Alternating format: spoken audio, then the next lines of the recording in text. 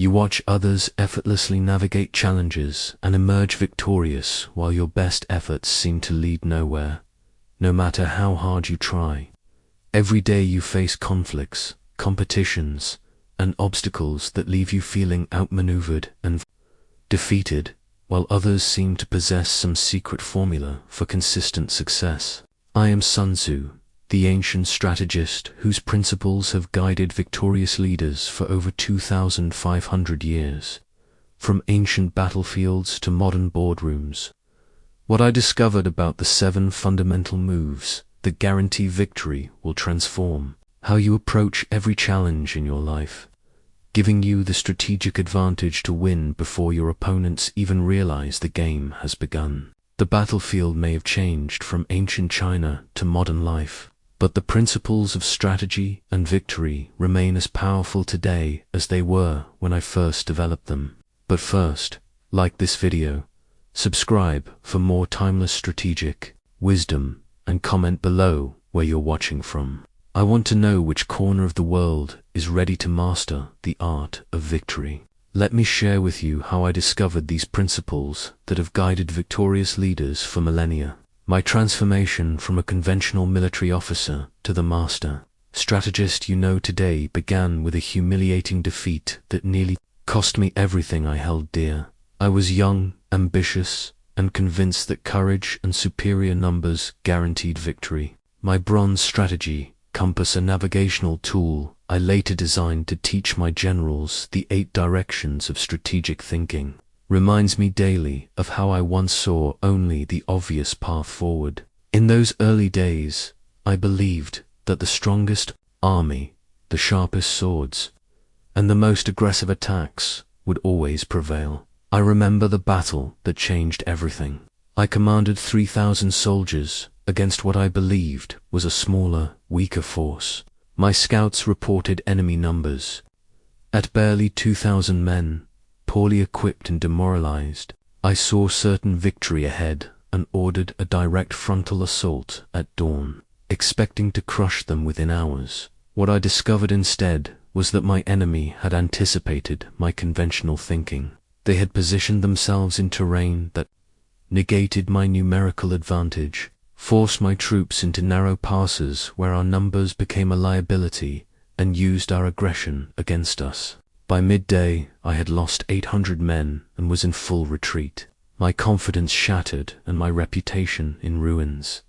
That night, sitting alone in my tent with the sounds of wounded soldiers around me, I held my bronze compass and realized that I had been navigating by the wrong principles entirely. I had been thinking like every other commander, focusing on what I could see, what I could count, what I could control through force. But my enemy had been thinking several moves ahead, seeing possibilities I never considered, turning my strengths into weaknesses. This defeat became my greatest teacher. I began studying not just successful battles, but failed ones. I analyzed why strong armies lost to weaker ones, why careful plans crumbled while desperate improvisation succeeded.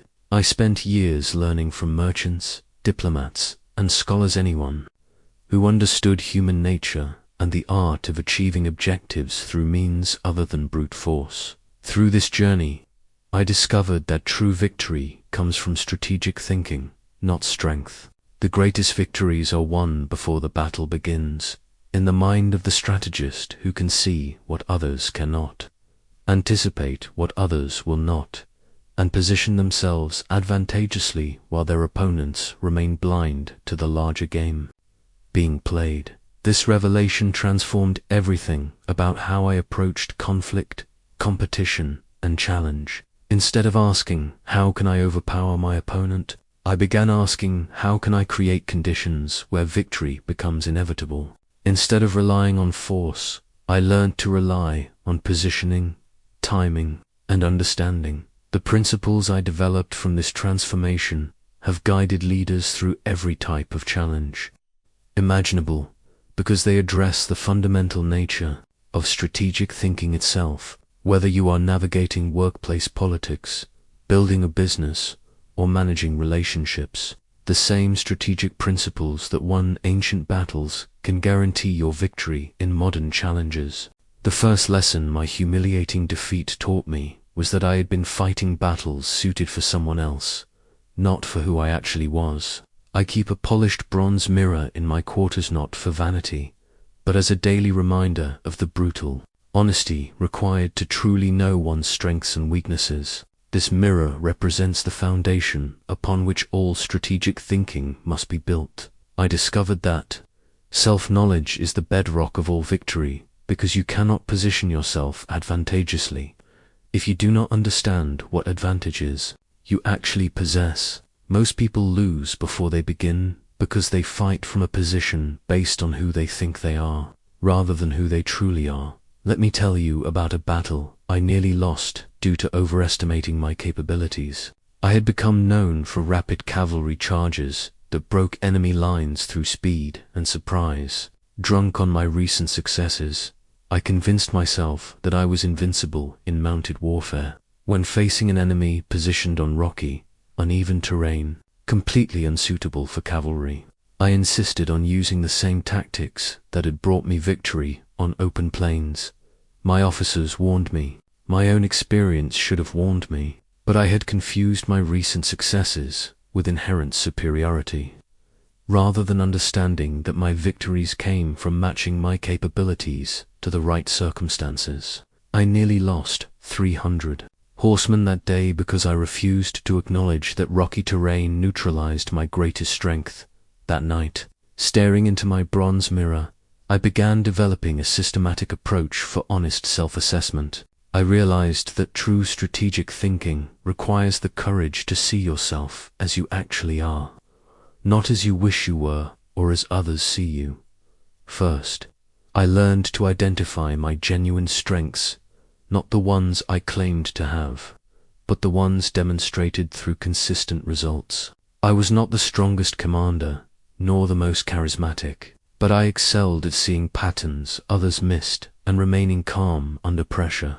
These were my actual strategic assets. Second, I forced myself to acknowledge my real weaknesses without shame or excuse. I was impatient with detailed planning, easily frustrated by slow progress, and tended to trust my initial impressions too quickly. These limitations would determine where I could succeed and where I would fail. Most importantly, I learned to align my strategy with my authentic capabilities, rather than trying to become someone I was not. Instead of forcing myself to become patient, I developed systems that worked with my natural impatience. Instead of pretending to be detail-oriented, I surrounded myself with advisors who excelled in areas where I was weak. This principle applies directly to your modern challenges. In your career, are you positioning yourself based on skills you actually possess, or ones you think you should have? In relationships, are you trying to be the partner you imagine you should be, rather than offering the authentic value you can provide? In any competition, are you fighting from your real strengths or from imaginary ones? The strategic advantage of complete self-knowledge is that it allows you to choose battles you can actually win, rather than battles you think you should win. When you know exactly what you bring to any situation, you can position yourself where those qualities create decisive advantages, rather than fighting uphill battles against your own nature. The principle that governs all other strategic moves is this: the battles you choose to fight determine your destiny more than how well you fight them. I keep a Jade War Council seal on my desk, the seal I use to approve or reject battle plans to remind me that the power of strategic selection trumps reactive engagement every time. This first strategic move is the foundation for all others, because it determines where you invest your limited energy, resources, and attention. Most people exhaust themselves winning battles that ultimately serve their opponent's interests, or losing battles they should never have entered. Let me share a story that illustrates this principle perfectly. Early in my career, a rival commander named General Wei repeatedly insulted my strategies in front of other officers. questioning my competence and challenging my authority. Every instinct urged me to meet his challenge directly, to prove my superiority through decisive confrontation. I could have won that battle. My forces were stronger, my position better, my reputation sufficient to rally support. But as I prepared for what seemed like inevitable conflict, I realized that Wei was trying to draw me into a fight that served his purposes, not mine. He needed a dramatic victory over a respected opponent to establish his own credibility. By engaging him directly, I would be giving him exactly what he needed while gaining nothing I actually required. Instead, I walked away. I refused the challenge entirely, focusing my energy on campaigns that advanced my strategic objectives. Within 6 months, Wei had overextended himself, seeking the dramatic victory he needed, suffered a devastating defeat against another commander, and disappeared from relevance. By not fighting him, I had effectively defeated him. This taught me the framework I now use to evaluate every potential conflict. First, what do I gain if I win this battle? Second, what do I lose even if I win? Third, what happens if I simply refuse to engage? Often, the hidden cost of winning the wrong battles exceeds any benefit victory might provide. You might win an argument with your colleague but damage a relationship you need for long-term success. You might prove your point in a negotiation but create an enemy who will work against you for years. You might dominate a competitor today, but exhaust resources you need for tomorrow's more important challenges. The strongest warriors often lose because they cannot resist fighting every battle available to them. They win individual conflicts while losing the larger war because they never learned to distinguish between battles that matter and battles that simply present themselves. In your modern context, this principle applies everywhere. In your workplace, which conflicts deserve your political capital and which ones drain your energy without advancing your career? In your relationships, which issues are worth addressing directly and which ones resolve themselves if ignored? In your business, which competitors deserve your attention and which ones are distractions from your real objectives? The strategic advantage goes to those who fight fewer battles but choose them perfectly. When you engage only in conflicts that advance your larger purposes, you enter each battle with maximum resources, clear objectives, and the confidence that victory serves your interests, regardless of the immediate outcome. Remember, your opponents will try to choose your battles for you, drawing you into conflicts that benefit them. True strategic thinking means maintaining the discipline to fight only battles that serve your purposes, even when refusing engagement requires more courage than fighting would. I learned that timing determines the outcome more than strength, numbers, or even superior strategy. In my study sits a water clock. I designed the water clock of Kairos to teach the difference between ordinary time and strategic time. This device reminds me that there is clock time, which moves steadily forward, and strategic time, which expands and contracts based on conditions and preparation. My realization about timing's power came during a siege that taught me how patience can become the most devastating weapon of all. I was facing a fortified city defended by twice my numbers, with walls that had never been breached and supplies that could last months. Every military convention demanded either a long siege or walking away. Both options served my enemy's interests, but I noticed something others missed. The city's confidence came from their walls and supplies, but their weakness was time itself. They expected either immediate assault or extended siege. Both scenarios they were prepared for. What they could not prepare for was unpredictability. For 3 days, I did nothing but position my forces within sight of their walls. No attacks, no siege preparations, no obvious strategy. I could see their sentries growing nervous, their commanders frustrated, their soldiers restless. They were prepared for action, but not for waiting without knowing what they were waiting for. On the 4th morning, when their psychological tension had reached its peak, I launched a coordinated attack on 3 fronts simultaneously. They had spent 3 days in heightened alert, exhausting themselves, waiting for an attack that never came. When it finally arrived, their response was sluggish, disorganized, and ineffective. We took the city in 6 hours. I had created urgency in my opponents while maintaining complete patience myself. They exhausted their psychological energy anticipating my moves, while I preserved mine for the decisive moment. The victory belonged to timing, not force. This taught me the art of recognizing when conditions are ripe for action. Strategic timing is not about waiting for perfect conditions, which never come, but about understanding when the alignment of circumstances favors your objectives over your opponents. Most people fail by acting too early or too late because they respond to their own internal pressure rather than external strategic reality. They act when they feel ready rather than when conditions are optimal. They move because they cannot stand waiting, not because the moment has arrived. The strategic advantage of controlling timing manifests in several ways. First, you can create pressure on opponents while remaining relaxed yourself. When others feel rushed to respond, they make mistakes you can exploit.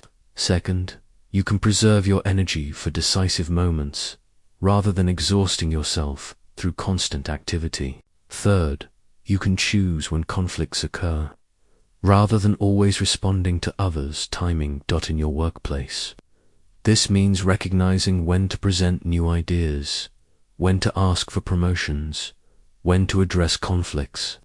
There are moments when your proposals will be welcomed and moments when identical proposals will be rejected. The difference is timing, not content. In negotiations, controlling timing means understanding when the other party is most motivated to close, when pressure serves your interests, and when patience will draw better offers than pushing will. In personal relationships, it means knowing when someone is ready to hear difficult truths, when emotional conversations will be productive, and when stepping back creates more progress than pushing forward. The key is learning to read changing conditions accurately. Watch for signs that circumstances are shifting in your favor, when opponents are distracted, when opportunities are opening, when support is building. These moments of strategic advantage are often brief, which is why preparation matters more than speed. Remember, the strongest action taken at the wrong time fails, while modest action taken at the perfect moment succeeds beyond expectation. Time is not neutral. It either works for you or against you, depending on your strategic awareness. The revolutionary idea that changed everything for me was this: you can choose where and how conflicts occur. Most people accept whatever battlefield their opponents select, fighting defensive battles on unfavorable ground. I keep a 3-dimensional terrain model board in my war room representing the power of environmental control because it reminds me that context determines outcomes more than individual capability. Let me tell you about the day I learned to shape the battlefield instead of simply fighting on it. I was facing General Zhang, whose cavalry was legendary throughout the region. On open plains, his mounted warriors were virtually unbeatable, faster, more maneuverable, and devastatingly effective in their preferred style of warfare. Every previous commander had tried to match his cavalry with their own, leading to predictable defeats. I studied the terrain around his camp and noticed something others had overlooked. There was a valley to days' march south with rocky ground, narrow passages, and thick woods terrain that would neutralize every advantage his cavalry possessed. The challenge was making him fight there instead of on the open ground he preferred. I began withdrawing slowly southward, leaving obvious signs of demoralization, abandoned equipment, scattered supplies, soldiers apparently deserting. Zhang, confident in his superiority, pursued eagerly, expecting to catch and destroy a broken army. I led him exactly where I wanted, him into terrain where his greatest strength became his greatest weakness. When we finally engaged, his cavalry could not maneuver effectively, could not build the speed they needed for devastating charges, and could not use their numerical advantage in the confined space. My infantry, fighting in close formation among the rocks and trees, systematically dismantled his supposedly invincible force. The same army that was unbeatable on plains was helpless in terrain that favored my strengths while negating his. I had not become stronger than Zhang. I had structured the situation to maximize my advantages while minimizing his. This is the essence of shaping the battlefield, making opponents fight on your terms, not theirs. Environmental factors that most people ignore often determine outcomes more than individual capabilities. The physical location of a meeting affects who has psychological advantage. The timing of a conversation influences who controls the agenda. The medium of communication, mail phone, face-to-face, determines what kinds of arguments will be most persuasive in your workplace. Shaping the battlefield means choosing when and where important conversations occur. Present challenging proposals in settings where you appear most credible. Schedule difficult discussions when you are most prepared and your audience is most receptive. Use communication channels that favor your strengths. If you are better in writing, put important points in emails. If you are more persuasive in person, insist on face-to-face meetings. In negotiations, this principle means controlling the environment where discussions happen. Meet in locations where you feel confident.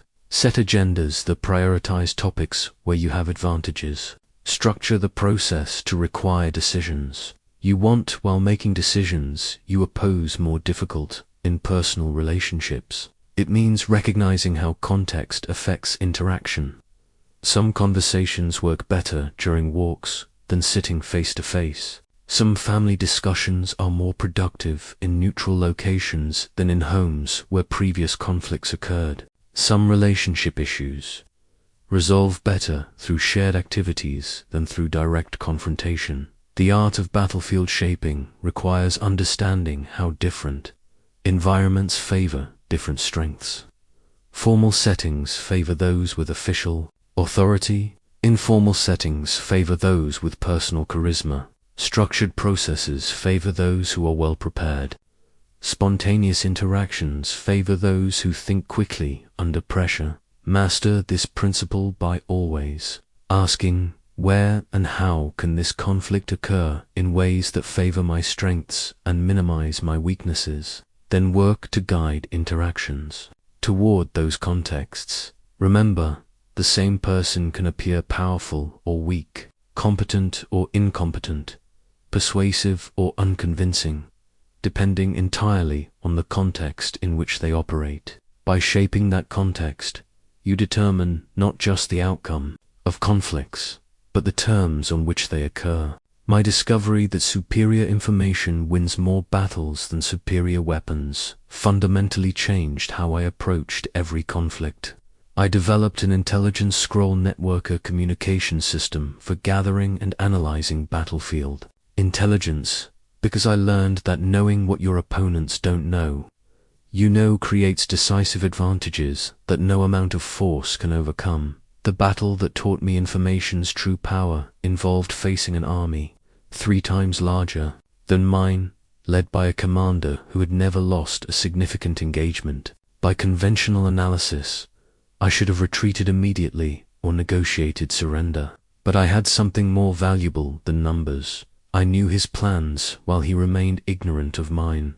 Through careful intelligence gathering, I learned that General Liu planned to divide his forces to surround my position, counting on his numerical superiority to overwhelm me from multiple directions simultaneously. What he did not know was that I had discovered his strategy 3 days before he planned to execute it, giving me time to prepare a response he could never anticipate. I positioned my forces to appear exactly where he expected them, while secretly preparing mobile reserves in concealed positions. When his divided army moved to surround what they believed was my main force, they found themselves surrounding an elaborate deception, while my real strength struck at their exposed flanks from unexpected directions. The victory was complete because Liu had been fighting against his assumptions about my position and capabilities, while I had been fighting against his actual plans and weaknesses.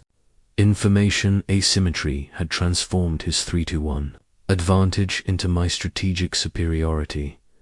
This experience taught me the difference between data, information, and actionable intelligence. Data is raw facsimile positions, numbers, movements. Information is analyzed, data understanding what those facts mean about enemy intentions and capabilities. Actionable intelligence is information that allows you to make decisions your opponents cannot anticipate or counter. The strategic value lies not just in knowing what your opponents plan, but in ensuring they do not know what you know. When you understand their strategy while yours remains mysterious to them, you can prepare responses to their actions while they can only react to yours. Most people lose because they make decisions based on incomplete or inaccurate information, while their opponents operate from superior knowledge. They assume their competitors have the same information they do, or they fail to gather crucial intelligence that is readily available in your workplace. This means understanding not just what decisions are being made, but why they are being made and who is influencing them. It means knowing what your colleagues are planning, what your superiors are concerned about, and what your competitors are doing. Most career victories go to those who see opportunities and threats before others recognize them. In negotiations, information superiority means understanding what the other party really needs, what their alternatives are, what pressures they face, and what timeline drives their decisions. This knowledge allows you to structure offers that appeal to their actual interests while protecting your own in personal relationships. It means understanding not just what people say, but what motivates them, what they fear, what they value most deeply. This understanding allows you to communicate in ways that connect with their real concerns, rather than their surface statements. The key is developing systems for gathering, analyzing, and protecting strategic information. Pay attention to what people reveal through their actions, not just their words. Notice what they prioritize through their resource allocation. Understand what pressures drive their decision-making. Equally important is protecting your own strategic information. Do not reveal your plans until you are ready to execute them. Do not share your real motivations when they can be used against you. Do not give opponents the information they need to counter your strategies. Remember, in any competition, whether business, politics, or personal relationships, superior information creates advantages that superior resources cannot overcome. When you know what others do not, you can make decisions they cannot anticipate, which means you can position yourself to win before they realize the game has begun. The lesson that divided strength always loses to unified strength became clear to me during the campaign that nearly ended my career. I learned to give trusted commanders a unity medallion representing the bonds that transform individuals into an unstoppable force, because I discovered that individual brilliance fails without collective coordination. The challenge seemed impossible. Coordinate 5 separate armies, each led by independent commanders with their own agendas, into one decisive strike against a fortified enemy position. These were not my regular forces, but allied units with different training, equipment, loyalties, and objectives. Some wanted glory, others wanted territory. Still others wanted simply to survive with minimal losses. Previous attempts at multi-coordination had failed because commanders treated their forces as separate entities that happened to be fighting in the same region. Each army fought its own battle, supporting others only when convenient, retreating when their individual interests were threatened. The enemy had learned to exploit these divisions, turning our numerical advantage into strategic weakness. I realized that unity could not be imposed through authority alone. It had to be created through alignment of interests and genuine commitment to shared success. I spent weeks before the battle building relationships between commanders, helping them understand how their individual objectives could be achieved through collective victory. The breakthrough came when I stopped trying to make them fight for my plan and started developing a plan they would all fight for. Instead of asking each commander to sacrifice their army's interests for the greater good, I showed them how the greater good served each army's specific interests better than independent action could. I created a detailed coordination system where each army's success depended on the other's success, but each also retained clear individual objectives worth achieving. The mountain army would secure the high ground they needed for future campaigns. The cavalry would capture the plains perfect for their strengths. The infantry would take the fortress that would establish their reputation. Everyone had specific, valuable reasons to ensure everyone else succeeded. When we finally attacked, it was not 5 separate armies fighting near each other. It was one unified force with 5 specialized components, each perfectly positioned to support the others. While achieving their own objectives, the enemy, expecting to face divided opponents they could defeat sequentially, instead confronted overwhelming coordinated power they could not counter. This taught me that creating loyalty and commitment in competitive environments requires understanding what each person truly values and showing them how collective success serves their individual interests better than independent action.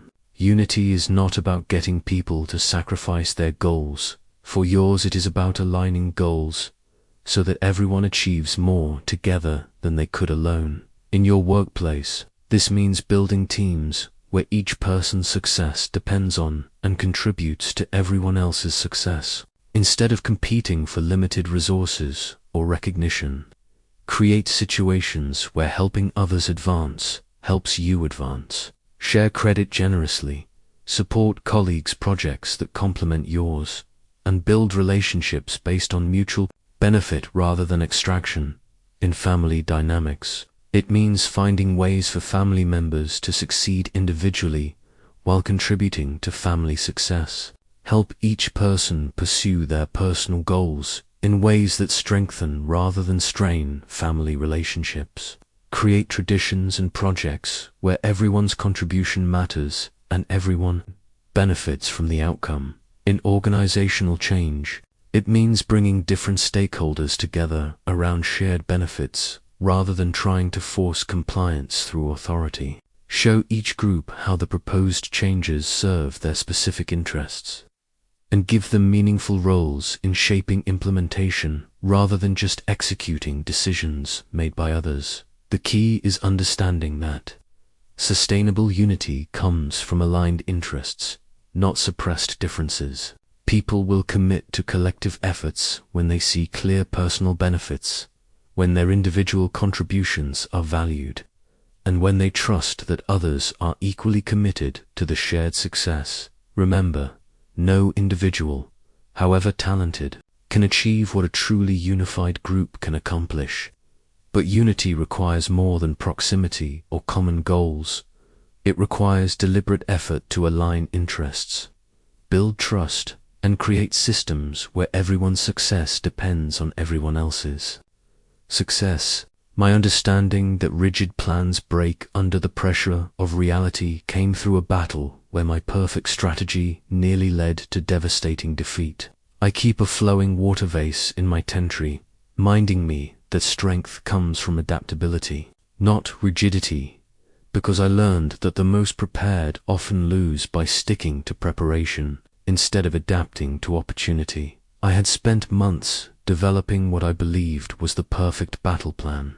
Every contingency anticipated, every movement calculated, every possible enemy response prepared for. My strategy was elegant, comprehensive, and thoroughly tested through war games with my officers.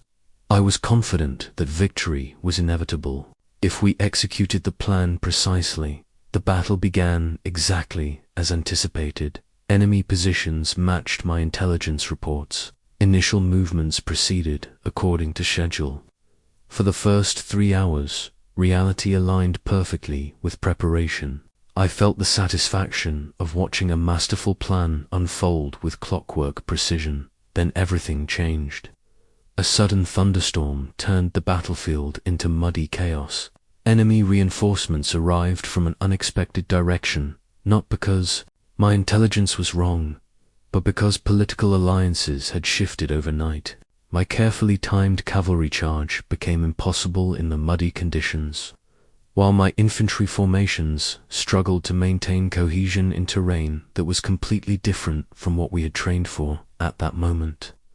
I faced a crucial choice: continue executing my perfect plan in conditions where it no longer worked, or abandon months of preparation to respond to the reality in front of me. Every instinct urged me to stick to the plan. I had invested too much to change course, and my officers expected decisive leadership, not improvisation. But I remembered water, which never fights the obstacles in its path but flows around them, always moving toward its destination but never rigidly committed to one route. I made the decision that saved us. I abandoned the plan entirely. Instead of forcing cavalry charges in impossible conditions, I repositioned them to exploit gaps the storm had created in enemy formations. Instead of maintaining rigid infantry formations, I adapted to loose, flexible units that could move effectively in the mud. Instead of fighting the changed conditions, I used them as advantages the enemy was equally unprepared for. The victory that emerged was nothing like what I had planned, but it was decisive, precisely because I had adapted to conditions my enemy could not handle. They had prepared for my original strategy and were helpless when I shifted to approaches that neither of us had anticipated. This taught me the balance between having a plan and remaining flexible to opportunity. Plans provide direction and prepare you for likely scenarios, but reality always contains elements no plan can anticipate. The strategic advantage goes to those who can read changing conditions and adjust tactics in real time without losing sight of their ultimate objectives. Most people fail by overcommitting to initial plans instead of adapting to changing circumstances. They continue pursuing strategies that no longer work because they have invested too much to change course, or because they fear that changing plans signals weakness or uncertainty in your career. This means recognizing when industries, technologies, or organizational priorities shift in ways that make your current path less viable. Instead of rigidly pursuing outdated goals, adapt your approach to leverage new opportunities while maintaining your core objectives. In relationships, it means adjusting your communication style, expectations, and approaches as people grow and circumstances change. The methods that built a relationship may not be the methods that sustain it through different life phases. In business, it means staying responsive to market changes, customer feedback, and competitive dynamics rather than rigidly executing plans that no longer match current reality. The key is developing the ability to distinguish between core objectives that should remain constant and tactical approaches that should evolve. Your destination may stay the same, but your route should adjust to terrain, weather, and obstacles you encounter along the way. Remember, the strongest action taken with inflexible commitment to outdated approaches fails, while modest action taken with fluid adaptation to current conditions succeeds. Reality does not conform to your plans. Your plans must conform to reality. The culmination of all strategic thinking is knowing where and when to concentrate power for maximum effect. I carry a golden arrow of decisions, symbolizing the single moment when concentrated force creates total victory, because I learned that scattered efforts fail while concentrated efforts succeed, but only when directed at the point where small actions create massive results. Let me share the epic account that taught me this final strategic principle.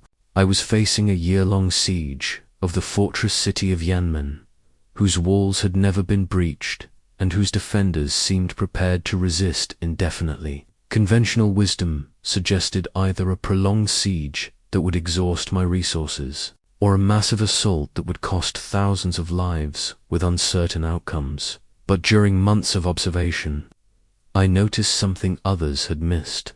The fortress had one point of genuine vulnerability, not a weak wall or unguarded gate, but something far more critical.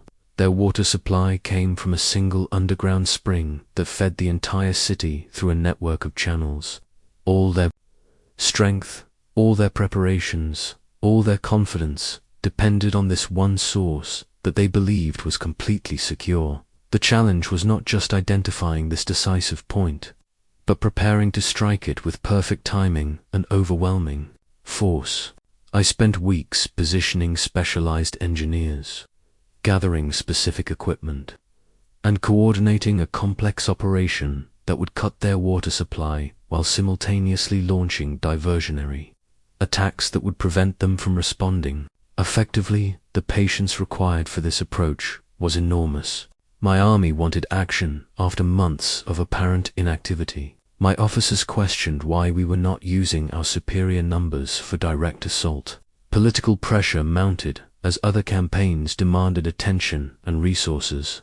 Every day we delayed seemed to strengthen our enemy's position while weakening our own. But I had learned that the decisive moment requires complete commitment, not just of resources, but of courage. When the moment finally arrived, we struck with everything we had concentrated for this single action. The water supply was severed, diversionary attacks prevented effective response, and within 3 days the impregnable fortress surrendered without the massive battle everyone had expected. This victory taught me that every complex situation has leverage points where concentrated effort produces disproportionate results. These decisive points are rarely obvious. They require careful analysis, patient observation, and the wisdom to distinguish between what appears important and what actually controls outcomes. Most people fail by spreading their efforts across multiple fronts instead of concentrating power where it will have maximum impact. They attack symptoms instead of causes, obvious targets instead of crucial ones, easy objectives instead of decisive ones. In your career, the decisive point might be developing one crucial relationship rather than networking broadly, mastering one essential skill rather than being generally competent, or positioning yourself for one critical opportunity rather than pursuing many options. In business, it might be satisfying one type of customer perfectly rather than serving many markets adequately, or solving one crucial problem brilliantly rather than addressing numerous issues. Partially in personal relationships, it might be changing one fundamental communication pattern rather than trying to fix everything at once, or addressing one core issue that affects all other aspects of the relationship. The key is developing the analytical ability to identify where your efforts will have maximum impact, then having the discipline to concentrate resources at that point rather than dispersing them across easier but less important targets. This requires both preparation and courage. Preparation because decisive strikes demand perfect timing, superior information, and overwhelming force concentrated at exactly the right moment. Courage because concentrating everything on one action means accepting the risk that comes with commitment if you are wrong about the decisive point, or if your timing is off. The consequences can be severe, but this is precisely why striking at the decisive point guarantees victory when done correctly. Your opponents cannot prepare for concentrated attacks on points they do not recognize as crucial. They cannot respond effectively to overwhelming force applied suddenly at their actual vulnerabilities rather than their apparent strengths. Remember, in any complex challenge, there is always one point where focused effort creates breakthrough. Results find that point through careful analysis. Prepare to strike it with concentrated power. Then commit everything to that decisive action, knowing that victory belongs to those who can see what matters most and act upon it with absolute commitment. My discovery that victory begins in the mind before it manifests in reality transformed how I prepared myself and my armies for every challenge. I keep a confidence shield in my armory engraved with symbols of past victories, because I learned that psychological preparation creates the unshakable inner strength that separates victorious leaders from defeated ones. The battle that taught me this principle was won. I won before my army even reached the battlefield. We were marching to face the legendary General Zhao, whose reputation for invincibility had grown with each of his 17 consecutive victories. My soldiers were already defeated in their minds. They expected to lose, because everyone knew Zhao could not be beaten, but I had studied Zhao's victories carefully and noticed something crucial. His greatest weapon was not his military skill, but his psychological impact on opponents. Enemies defeated themselves through fear and doubt before Zhao's tactical abilities became relevant. His reputation had become a strategic asset more powerful than his actual capabilities. I realized that I needed to prepare my army's psychology as carefully as I prepared their weapons and formations. 3 days before the battle, I began sharing detailed analyses of Zhao's previous victories, showing my officers exactly how he had won and why those same tactics would fail against our prepared countermeasures. I did not dismiss Zhao's abilities that would have seemed foolish and unconvincing. Instead, I demonstrated that his victories followed predictable patterns we could anticipate and counter. I showed them that his reputation was based on fighting unprepared opponents, while we were specifically prepared for his methods. Most importantly, I helped them visualize our victory in concrete detail. We rehearsed not just our battle tactics, but our psychological responses to the challenges Zhao would present. When he attempted to intimidate us with his reputation, we would remember our preparation. When he used tactics that had defeated others, we would execute the specific counters we had practiced. By the time we engaged Zhao's forces, my army fought with calm confidence, while his army fought with the desperation of men whose invincibility myth was being challenged for the first time. The psychological momentum had shifted completely. We expected to win because we were prepared, while they began to doubt because they had never faced opponents who were not already intimidated. This experience taught me the mental disciplines that separate victorious leaders from defeated ones. First, you must maintain confidence under extreme pressure by preparing thoroughly enough that your confidence has rational foundation. Second, you must project strength even when facing superior opponents by focusing on your strategic advantages rather than their apparent strengths. Third, you must understand that certainty is contagious. Your inner state influences everyone around you. The techniques I developed for psychological preparation work in any challenging situation. Before important meetings, negotiations, or confrontations, I mentally rehearse not just what I will do, but how I will respond to pressure, setbacks, or unexpected challenges. I prepare my mind as carefully as I prepare my strategy. I also learned to project confidence through my physical presence, my tone of voice, and my responses to pressure. When you appear unshakable, opponents begin to doubt their own positions.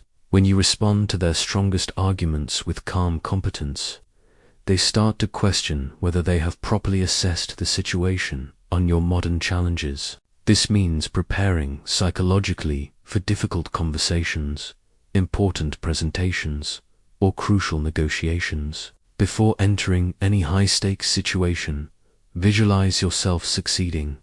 Rehearse your responses to likely challenges. Prepare yourself mentally for the pressure you will face.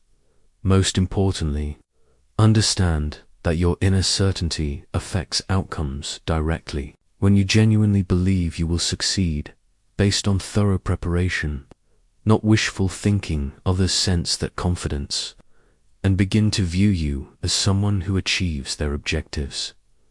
The contagious nature of certainty means that your Psychological preparation influences everyone involved in your challenges. Colleagues, competitors, and collaborators all respond to the energy you project. When you approach situations with genuine confidence based on thorough preparation, others begin to see you as someone who achieves objectives rather than someone who merely tries. Remember, battles are won or lost in the mind before they are fought in reality. Prepare your psychology as carefully as you prepare your strategy, and you will discover that many victories become inevitable before your opponents realize the contest has begun. The strategic advantage of understanding opponents better than they understand themselves became clear through years of careful observation and analysis. 1. Maintain an enemy pattern. Scroll detailed analysis of opposing commanders' habits and weaknesses, because I discovered that most people lose because they fight their assumptions about opponents, not the actual opponents in front of them. My education in reading opponents began with a humiliating defeat early in my career. I had prepared extensively to face General Chang, but my preparation was based on his reputation rather than his actual methods. I assumed he would fight like other cavalry commanders I had faced, using the standard tactics his position suggested he should use. What I failed to understand was that Chang had succeeded precisely because he did not fight like other cavalry commanders. While I prepared for conventional mounted warfare, he specialized in unexpected infantry formations that mimicked cavalry movements but responded differently to standard counter-tactics. My entire strategy was designed to defeat a commander who existed only in my assumptions. During the battle, I kept waiting for Chang to behave like the opponent I had prepared for, while he systematically dismantled my forces using methods I had never encountered.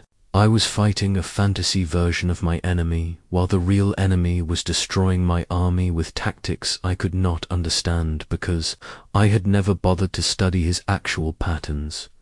This defeat taught me that effective strategy requires understanding specific opponents, not generic categories. I began developing systematic methods for behavioral pattern analysis that revealed how individual competitors actually operated, rather than how their position or reputation suggested they should operate. I learned to observe and interpret subtle signals that reveal true intentions beyond public statements. The way opponents allocate resources tells you more about their priorities than their official announcements. The timing of their actions reveals their real concerns more accurately than their stated objectives. The patterns of their past decisions predict their future choices better than their current promises. Most importantly, I discovered the difference between what opponents say and what they actually plan. Public statements are often misdirected to influence your preparations rather than communicate their genuine intentions. Real intelligence comes from watching what they do when they think no one is observing, how they respond under pressure, and where they invest their most valuable resources. This principle applies directly to your modern competitive challenges. In workplace politics, understand that colleagues' real agendas are revealed through their actions over time, not through what they say in meetings. Watch who they build relationships with, what projects they prioritize, and how they respond. When their interests are threatened in negotiations, pay attention to what the other party reveals through their behavior patterns, rather than focusing only on their stated positions. Notice what they ask questions about, what topics they avoid, and what alternatives they research. These behaviors reveal their actual priorities more accurately than their opening demands. In any competitive situation, develop the habit of studying your competition systematically. What patterns do their past decisions reveal? How do they typically respond to pressure or opportunity? What assumptions drive their strategic thinking? Where are they genuinely strong, and where do they only appear strong? The key insight is that most people are more predictable than they realize. They repeat patterns that have worked for them before, avoid risks that have hurt them previously, and pursue opportunities that match their past preferences. When you understand these patterns, you can anticipate their moves and position yourself advantageously. But remember the crucial difference between understanding opponents and underestimating them. The goal is not to dismiss their capabilities, but to understand exactly what those capabilities are and how they are likely to be deployed. Respect their genuine strengths while identifying their actual weaknesses. This kind of opponent analysis requires patience and systematic observation. You cannot understand someone's real patterns from brief interactions or surface impressions. But when you invest the time to truly understand how specific opponents operate, you gain the ability to anticipate their moves, counter their strategies, and position yourself where their methods will be least effective. Remember, you are not fighting opponents in general. You are facing specific individuals with particular strengths, weaknesses, habits, and blind spots. Victory comes to those who understand these specifics and adapt their strategy accordingly. My understanding that strategy without resources is merely wishful thinking came through a campaign where perfect tactics failed because I had not accumulated the strategic assets needed to sustain victory. I use a resource allocation calculating device that taught me to manage supplies and determine strategic sustainability because I learned that resource management often determines outcomes more than tactical skill. The lesson began when I achieved what seemed like a brilliant victory against superior forces through innovative tactics and perfect timing. My army celebrated as we occupied enemy territory and appeared to control the strategic situation. But within 2 weeks, our triumph began unraveling because I had focused entirely on winning the battle while neglecting the resources needed to maintain our position. We had not accumulated sufficient supplies for extended occupation. We lacked the political relationships needed to govern conquered territory. We had no economic foundation to support our expanded commitments. Most critically, we had exhausted our strategic reserves achieving the initial victory, leaving nothing in reserve for the inevitable counterattacks that would follow. My enemy, defeated tactically, simply withdrew and began a campaign of attrition that targeted our resource weaknesses rather than our military strengths. They did not need to defeat us in battle, they only needed to make our position unsustainable until we were forced to retreat from a victory we could not afford to maintain.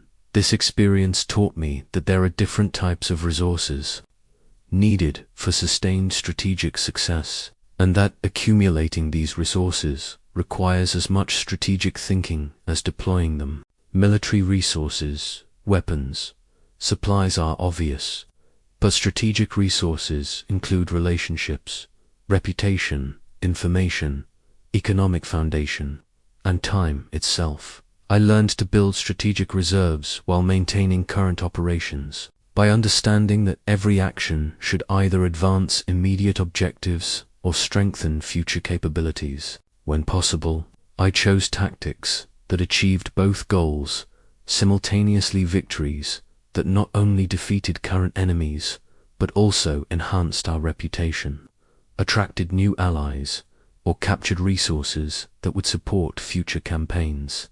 The art of making opponents exhaust their resources while preserving your own became central to my strategic thinking.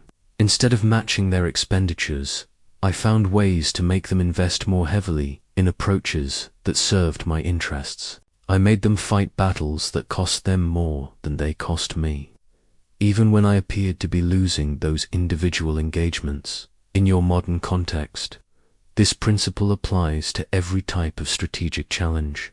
In your career, you need not just the skills to perform well today, but the relationships, reputation, and experience that will create opportunities tomorrow. Success requires accumulating political capital, professional credibility, and financial resources that can sustain you through setbacks and position you for advancement in business. Sustainable success requires building customer relationships, operational capabilities, financial reserves, and market position that can weather competitive pressures, and economic downturns.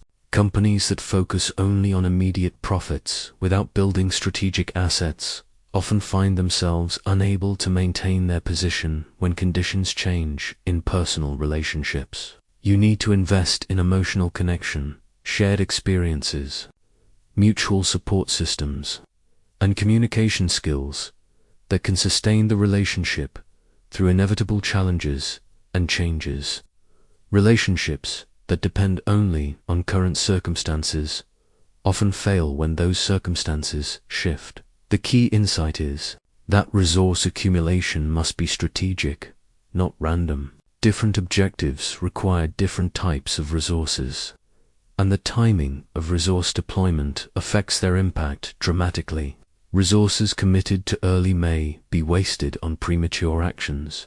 Resources held too long may lose their value or become irrelevant. Effective resource management also requires understanding the true cost of strategic commitments. Every action you take, every position you occupy, every relationship you maintain requires ongoing resource investment. Strategic thinking means ensuring that your resource commitments align with your most important objectives, rather than being scattered across too many competing priorities. Most importantly, remember that your opponents are also managing resources, and part of your strategy should involve understanding their resource constraints and capabilities.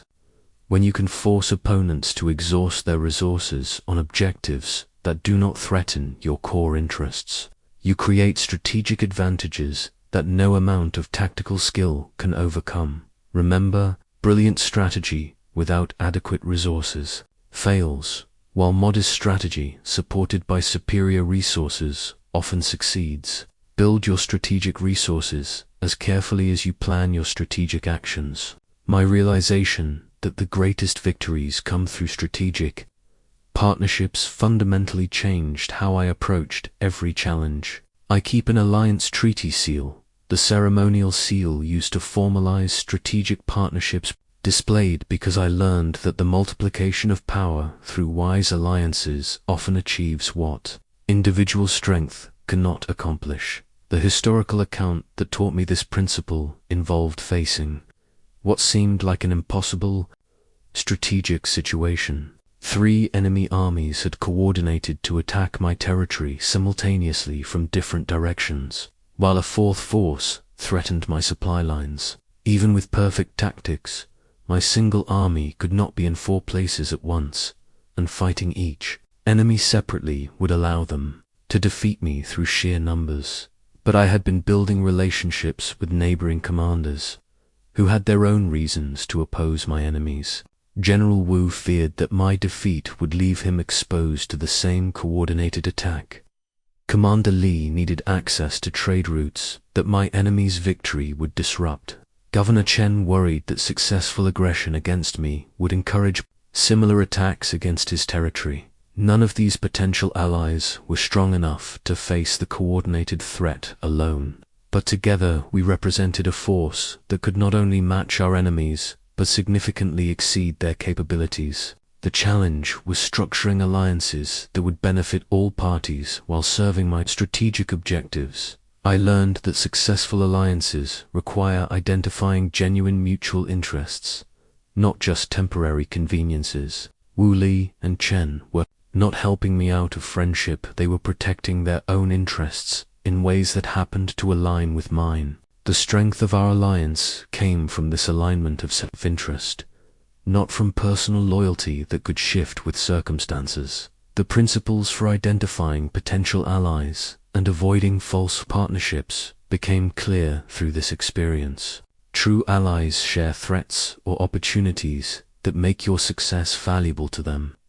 False allies offer support they cannot actually provide, or support that comes with hidden costs that exceed the benefits. I structured our alliance so that each partner had specific responsibilities that matched their capabilities and specific benefits that justified their investment. Wu's cavalry would handle the eastern threat, where mobility was crucial. Li's mountain troops would secure the northern passes, where their specialized skills were decisive.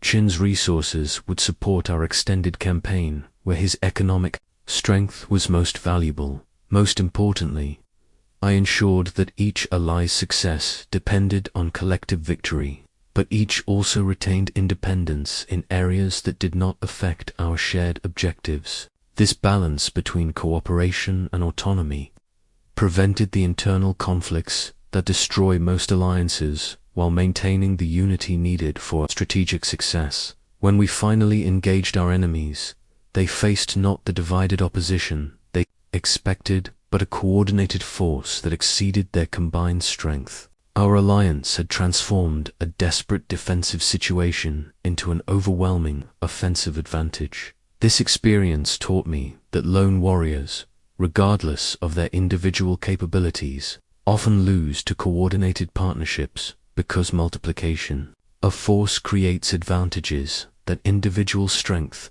cannot match. But alliances must be carefully structured to avoid the common failures that make many partnerships weaker than their individual components.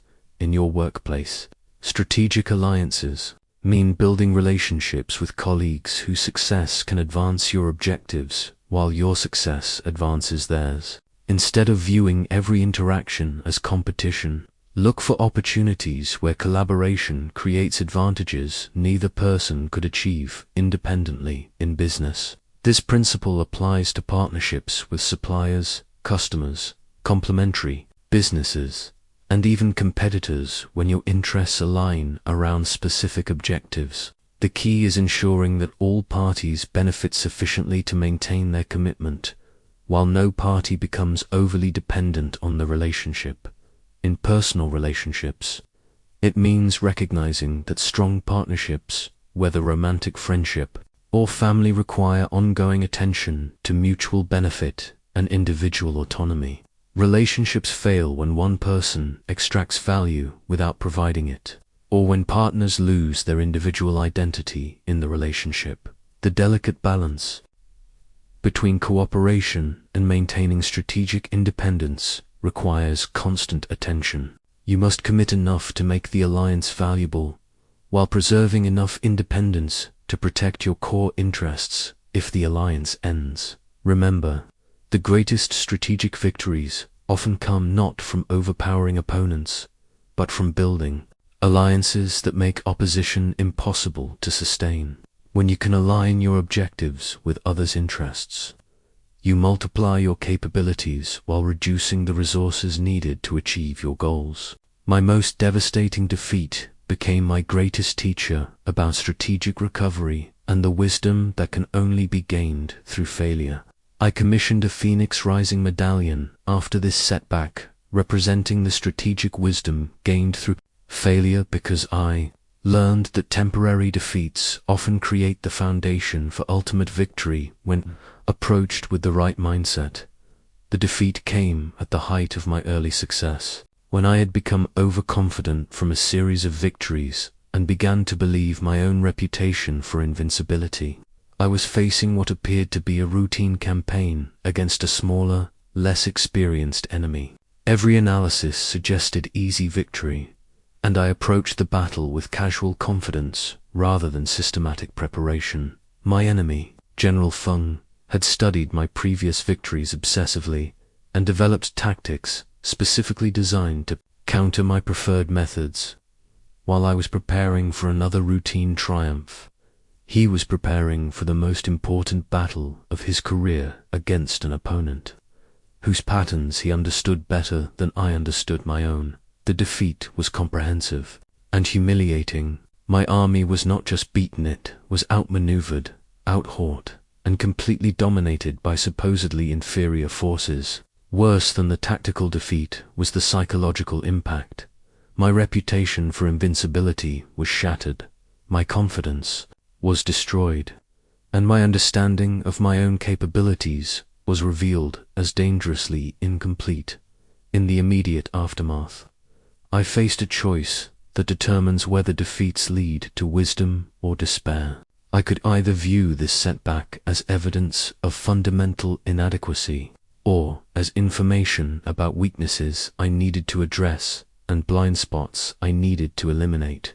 I chose to treat the defeat as strategic intelligence about my own limitations. Instead of making excuses or dismissing Feng's victory as luck, I forced myself to analyze exactly how he had beaten me and what this revealed about gaps in my strategic thinking. The difference between tactical defeat and strategic failure became clear through this analysis. Tactically, I had lost one battle through overconfidence and inadequate preparation. Strategically, I had gained invaluable information about my weaknesses, while my core capabilities remained intact. The defeat was temporary unless I allowed it to become permanent by failing to learn from it. I learned to extract strategic lessons from setbacks without losing confidence in my fundamental abilities. Feng had beaten my complacency and my assumptions, not my essential strategic capacity. The defeat revealed specific problems I could address, not inherent limitations I had to accept. The techniques for rebuilding strategic position after significant losses require both honest analysis and disciplined action. First, I separated what the defeat revealed about my methods from what it suggested about my potential. Second, I identified specific changes I could make to prevent similar failures while preserving the approaches that had brought previous success. Third, I used the period of reduced expectations to experiment with new methods and rebuild my capabilities without external pressure. Most importantly, I learned why temporary defeats often create foundations for ultimate victory. The defeat forced me to question assumptions I would never have examined during success. It revealed vulnerabilities that would have eventually led to much more serious failures if they had remained hidden. It motivated improvements in my strategic thinking that made me more formidable than I had been before the setback. The mental disciplines required to maintain strategic thinking during adversity became essential tools for long-term success. When facing setbacks, I learned to focus on what I could control, rather than dwelling on circumstances beyond my influence. I analyzed failures for actionable lessons, while avoiding the psychological trap of self-blame that prevents learning. In your modern challenges, this principle applies to career setbacks, business failures, relationship difficulties, and any situation where temporary defeats threaten to become permanent limitations. The key is maintaining perspective that distinguishes between specific failures and general capability. When you face professional setbacks, analyze what the experience reveals about skills you need to develop, relationships you need to build, or strategies you need to modify. Use periods of reduced expectations to experiment and improve, without the pressure that accompanies high-stakes situations. In personal relationships, view conflicts and disappointments as information about communication, patterns, expectations, or compatibility issues that need attention. Temporary relationship difficulties often reveal problems that, once addressed, create stronger and more authentic connections. Remember, those who never face defeats often lack the wisdom that comes from overcoming adversity. Strategic defeats, properly understood and skillfully navigated, become advantages that those who have never failed cannot possess. My observation that winning once is easier than winning consistently became crucial wisdom as my successes accumulated and created new challenges I had never anticipated. I keep an eternal flame brazier burning in my headquarters. That victory must be continuously maintained, not just achieved because I learned that complacency and overconfidence destroy more victories than enemy action. The lesson came after a series of brilliant campaigns that had established my reputation and seemed to secure my strategic position permanently. I had defeated every significant rival, controlled vast territory, and commanded respect throughout the region. For the first time in my career, I felt that I could relax my vigilance and enjoy the fruits of my strategic thinking. This confidence nearly proved fatal. While I was celebrating past victories, new enemies were studying my methods and preparing challenges I had not anticipated. Younger commanders, hungry for the reputation that defeating me would provide, were developing innovative tactics designed specifically to counter my established approaches. Political situations were shifting in ways that threatened alliances I had taken for granted. Most dangerously, my own success had made me predictable. I had developed preferred methods that worked so well that I relied on them too heavily. Enemies could anticipate my responses because my victories had established patterns they could study and counter. My greatest strategic asset, my reputation for certain approaches, had become a strategic liability that informed opponents, gave them advantages I did not recognize. The wake-up call came when a relatively unknown commander named General Yoon achieved what more famous opponents had failed to accomplish. He defeated one of my armies, using tactics that specifically exploited my predictable responses. The defeat was not catastrophic, but it revealed how my success had created blind spots that more perceptive enemies could exploit. I realized that sustaining victory requires different strategic thinking than achieving initial success. When you are unknown, enemies must prepare for uncertainty about your capabilities and methods. When you are successful, enemies can study your patterns and develop specific counters to your proven approaches. The strategic principles for sustaining success over extended periods require continuous evolution and adaptation. I learned to deliberately vary my methods to maintain unpredictability while preserving the core principles that had brought success. I invested in developing new capabilities that would surprise enemies who thought they understood my limitations. Most importantly, I learned why most victors fail by stopping their strategic thinking after initial success. Victory creates psychological comfort that reduces the intense focus that made victory possible. Success brings responsibilities and distractions that can divert attention from the strategic awareness that maintains competitive advantage. The importance of preparing for new challenges while celebrating current success became a discipline I practiced religiously. Every victory raised the stakes for future challenges by attracting stronger opposition and creating higher expectations. I had to become more strategically sophisticated as my position became more visible and my reputation more valuable.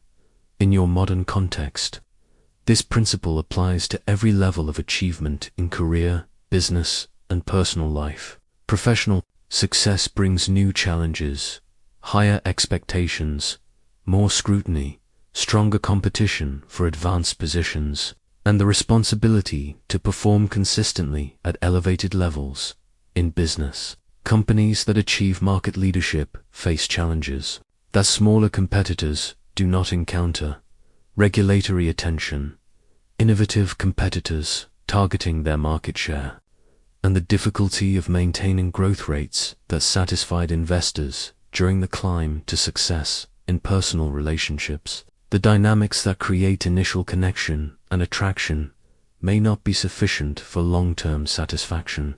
Sustaining strong relationships requires evolving your approach as circumstances change. People grow and new challenges arise. The key insight is that sustained success requires treating your current position as a platform for future achievement, not as a final destination where you can rest. Every level of success creates new possibilities and new threats that require fresh, strategic thinking. This means continuously improving your capabilities, even when current performance seems adequate.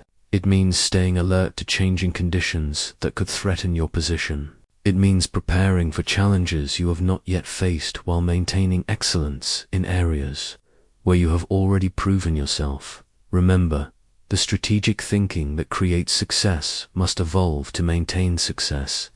What got you here will not necessarily keep you here, and what keeps you here will not necessarily take you further. Victory is not a permanent state, it is an ongoing achievement that requires continuous strategic attention. My responsibility to develop other strategic thinkers and leaders became one of the most rewarding and challenging aspects of my career. I carry a master's teaching staff the ceremonial staff, representing the responsibility to pass on strategic wisdom, because I discovered that teaching strategy deepens your own understanding while creating a legacy that extends far beyond your individual achievements. The challenges of teaching strategic principles to minds conditioned for tactical thinking became apparent early in my efforts to train officers. Most military minds are trained to focus on immediate, concrete problems: how to position troops, when to attack, what weapons to use. Strategic thinking requires a completely different mental approach: understanding patterns, anticipating consequences, seeing connections that are not immediately obvious. I remember my first attempt to teach strategic positioning to a promising young officer named Captain Zhao. I explained the principles clearly, provided historical examples, and thought I had conveyed the essential concepts effectively. But when he faced his first independent command, he reverted immediately to tactical thinking, focusing on immediate battlefield advantages, while completely missing the larger strategic implications of his choices. The failure was mine, not his. I had tried to teach strategic thinking the same way I would teach tactical procedures, through explanation and example. But strategic thinking is not a set of rules to memorize. It is a way of seeing patterns and connections that must be developed through guided experience, not just instruction. I learned to help others develop their own strategic intuition, rather than just following rules or copying my methods. True strategic thinking cannot be transferred through explanation alone. It must be cultivated through practice, in recognizing patterns, analyzing complex situations, and making decisions based on incomplete information. The breakthrough came when I began using what I called strategic scenarios, complex situations where students had to identify the real strategic issues hidden beneath obvious tactical problems. Instead of telling them what to think, I guided them through the process of strategic analysis until they began to see patterns and connections themselves. The satisfaction of watching students surpass their teacher through strategic mastery became one of my greatest sources of pride. When former students achieved victories using principles I had taught them but applied in ways I had never considered, I knew that I had succeeded in developing independent strategic thinkers rather than mere followers of my methods. This experience taught me why teaching strategy deepens your own understanding of strategic principles. When you must explain complex concepts clearly enough for others to grasp them, you are forced to understand those concepts more deeply yourself.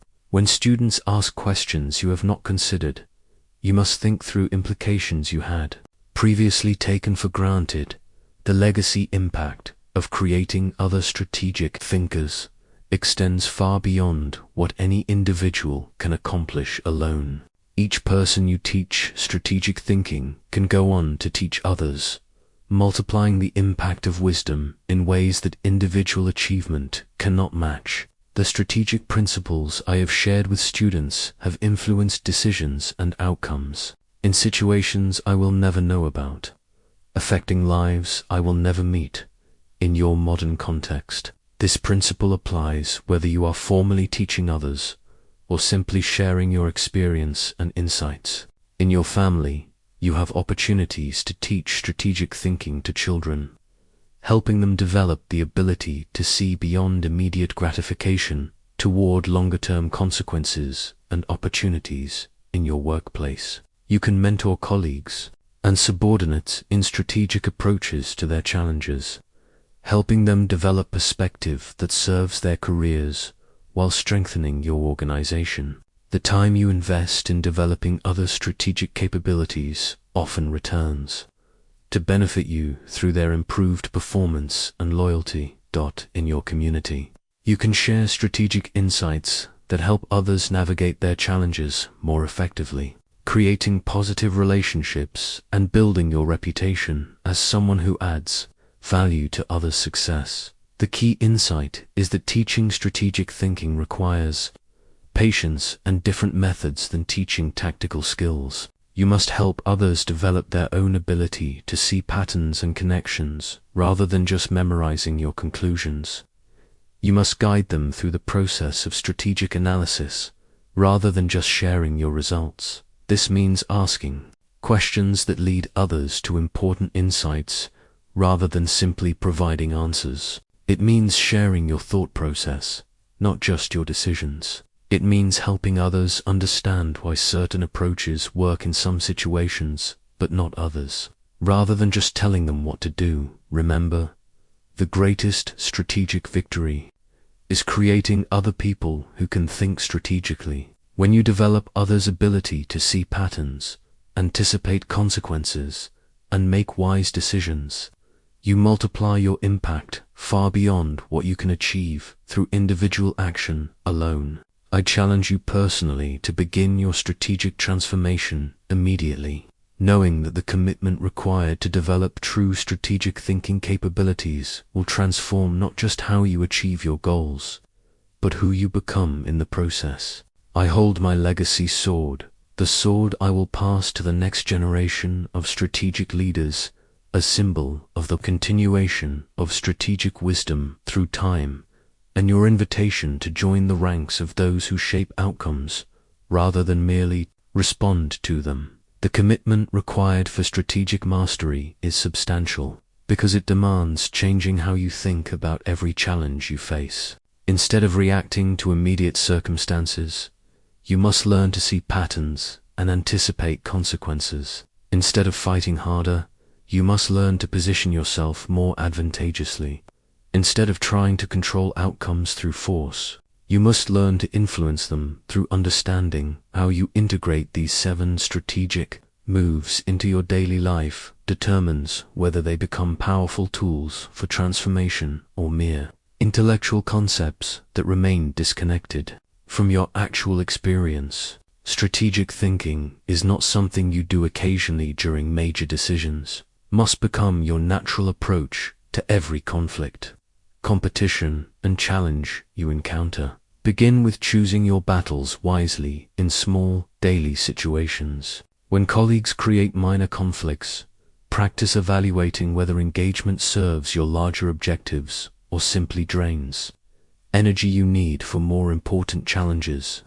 When opportunities arise, ask yourself whether pursuing them advances your strategic position or distracts from your core goals. Apply timing control in your professional and personal interactions. Notice when others are most receptive to your ideas and when they are likely to resist. Practice creating urgency in situations where you need action while maintaining patience when immediate action would be counterproductive. Learn to recognize when conditions favor your objectives and when waiting will create better opportunities. Shape every battlefield by choosing contexts that favor your strengths. In meetings, position yourself where you appear most credible. In negotiations, meet in locations where you feel confident. In difficult conversations, choose timing and settings that create the best chance for productive outcomes. Use information as a strategic weapon by understanding what others need, fear, and value before you engage with them. Listen for what people reveal about their real priorities through their actions, not just their words. Gather intelligence about situations before you enter them, and protect your own strategic information until you are ready to use it effectively. Unite your forces by building relationships where mutual success creates advantages neither person could achieve alone. Look for ways to help others achieve their objectives while advancing your own. Create alliances based on aligned interests rather than personal favors that create obligations without genuine commitment. Adapt fluidly by maintaining flexibility in your methods while remaining committed to your objectives. When circumstances change, adjust your approach rather than rigidly pursuing plans that no longer match reality. Practice abandoning tactics that are not working without abandoning the goals. Those tactics were meant to serve. Strike at decisive points by identifying where concentrated effort will create breakthrough results in your most important challenges. Instead of spreading energy across multiple fronts, focus intensively on the one action that will have maximum impact on your strategic position. The long-term vision of becoming someone others recognize as strategically masterful is not about developing a reputation for cleverness or manipulation. True strategic mastery means becoming someone who consistently achieves important objectives through understanding rather than force, who creates value for others while advancing personal goals, and who influences positive outcomes through wisdom rather than power. My final wisdom on the journey from tactical reactor to strategic creator is this: the transformation happens gradually through consistent application of strategic thinking to real situations, not through sudden insight or dramatic change. Every time you choose battles wisely, control timing effectively, or strike at a decisive point, you develop strategic capabilities that make the next situation easier to navigate strategically. The legacy you will leave by mastering and applying these timeless principles extends far beyond your individual success. When you think strategically, you create better outcomes for everyone involved in your challenges. When you build genuine alliances, you help others achieve their objectives while achieving your own. When you teach others to think strategically, you multiply positive impact in ways that purely individual achievement cannot match. You now possess the same strategic principles that have guided victorious leaders for over 2,500 years. These are not theories or possibilities, they are proven approaches that create decisive advantages when applied with understanding and commitment. Your transformation begins the moment you start applying strategic thinking to your real challenges, rather than waiting for perfect conditions or complete understanding. The choice is yours. Remain someone who reacts to circumstances others create, or become someone who shapes circumstances to serve worthy objectives. Join the ranks of strategic thinkers who understand that victory belongs not to the strongest or the fastest, but to those who can see what others cannot and position themselves where success becomes inevitable.